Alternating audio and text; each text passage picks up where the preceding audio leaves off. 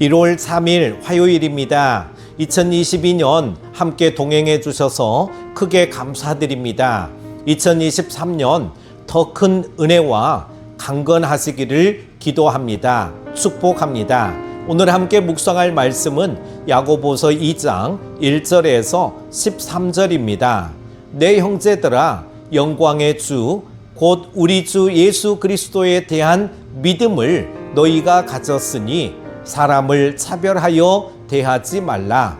만일 너희 회당에 금 가락지를 끼고 아름다운 옷을 입은 사람이 들어오고 또 남루한 옷을 입은 가난한 사람이 들어올 때에 너희가 아름다운 옷을 입은 자를 눈여겨보고 말하되 여기 좋은 자리에 앉으소서 하고 또 가난한 자에게 말하되 너는 거기 서 있든지 내 발등상 아래에 앉으라 하면 너희끼리 서로 차별하며 악한 생각으로 판단하는 자가 되는 것이 아니냐.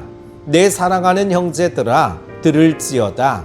하나님이 세상에서 가난한 자를 택하사 믿음에 부요하게 하시고 또 자기를 사랑하는 자들에게 약속하신 나라를 상속으로 받게 하지 아니하셨느냐.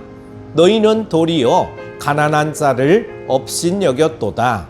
부자는 너희를 억압하며 법정으로 끌고 가지 아니하느냐.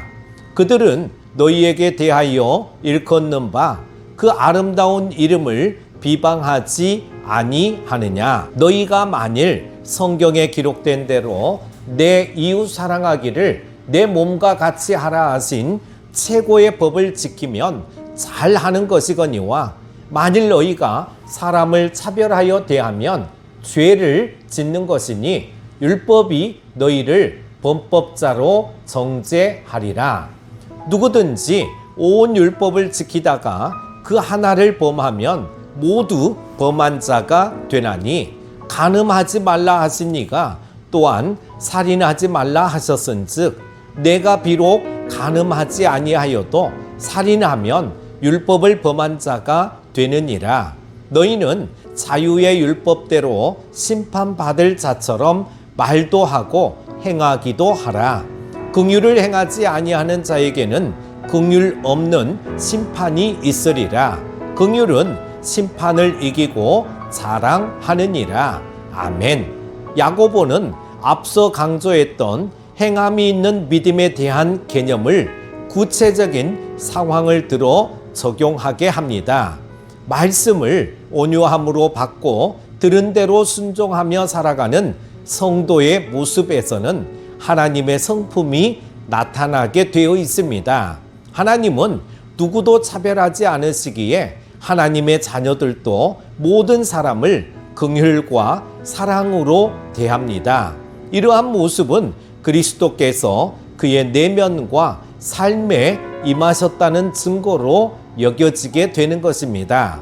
먼저 1절에서 4절은 외모로 사람을 차별하지 말아야 한다는 것입니다. 사람의 마음과 생각은 눈에 보이는 것에 크게 영향을 받게 됩니다.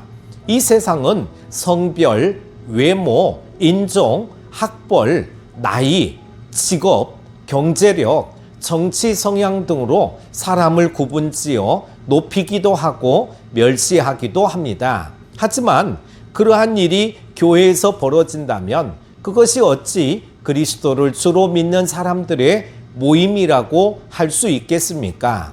그러한 행위는 모든 사람을 공평하게 대하시며 외모가 아닌 중심을 살피시는 하나님의 성품과 상반되는 것입니다. 우리들은 악한 생각으로 서로를 판단하는 행위를 멈춰야 합니다. 그리스도께서 그 어떤 죄인도 차별하지 않으시고 모두에게 은혜를 베풀어 구원을 주신 것을 기억해야 할 것입니다. 우리들은 하나님의 성품을 닮은 자녀로서 만나는 모든 사람을 긍휼과 사랑으로 대해야 한다는 것입니다. 두 번째, 5절에서 7절에 아첨하는 삶은 어리석은 삶이다라고 하는 것입니다. 1세기 고대 근동사회에는 현대 자본주의에서 벌어지는 부익부 빈익빈 현상과 매우 흡사한 일이 벌어지고 있었습니다. 극소수의 부자 지주와 상인들은 점점 더 큰 부를 쌓아가며 큰 권세를 휘두르고 있었고, 다수의 서민들은 점점 더 궁핍해져 가는 상황이었습니다. 그들은 가난한 이들에게 과한 이자와 소장료를 요구했습니다. 상환이 제대로 이루어지지 않으면 가차없이 법정에 데려다 세우기도 했습니다. 심지어 그들은 사회 지위와 권세를 이용해 그리스도인들을 박해하고 그리스도의 이름을 욕되게 하기도 했습니다. 이러한 행태는 현대 사회에서도 동일하게 일어납니다. 따라서 교회 안에서 성도들이 부자들에게 아첨하며 가난한 이들을 푸대접하는 행동은 매우 어리석고 비합리적인 일입니다. 마지막 세 번째로 8절에서 13절은 긍휼과 사랑을 율법으로 삼아야 한다는 것입니다. 내 이웃 사랑하기를 내 몸과 같이 하라는 말씀은 최고의 법, 왕의 법입니다. 또 그리스도께서 우리에게 주신 자유의 율법이기도 합니다. 우리들은 다른 그 어떤 법이나 전통, 관습, 편견을 앞세우기 전에 최고의 법을 행동의 기준으로 삼아 살아가야 할 것입니다. 그리스도께서 긍휼과 사랑으로 우리를 구원하시고 지금도 변치 않는 사랑으로 우리와 함께하고 계신 것을 기억하시기 바랍니다.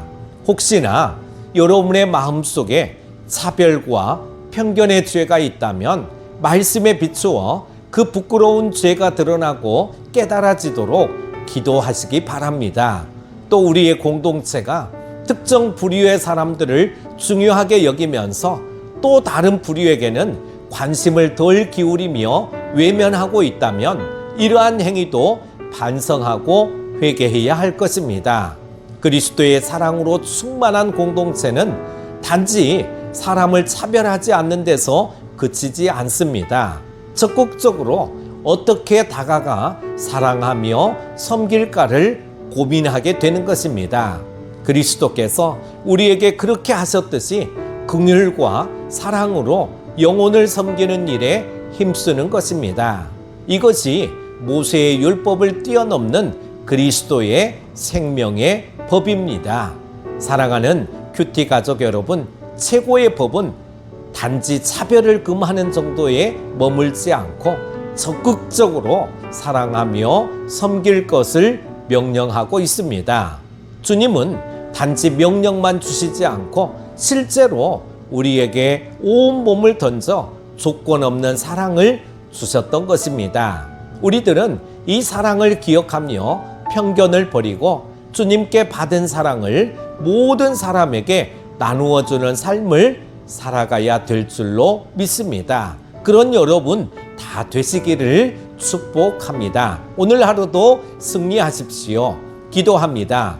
하나님 아버지, 2022년도에도 변함없이 우리와 함께하여 주셨음을 감사드립니다. 이제 새해를 맞이하였는데 항상 하나님을 바라보며 믿음의 삶을 잘 살아가게 하시며 야고보서의 말씀과 같이 행함이 있는 믿음으로 살아가게 하여 주시옵소서. 말뿐인 신앙이 아닌 진정 주님을 닮아가는 한 해가 되기를 원하오니 함께하여 주옵소서. 한 해 동안도 어려움 없게 하시고 근심 걱정은 사라지고 감사만 넘치는 한 해가 되게 하여 주시기를 원하오며 예수님의 이름으로 기도합니다. 아멘.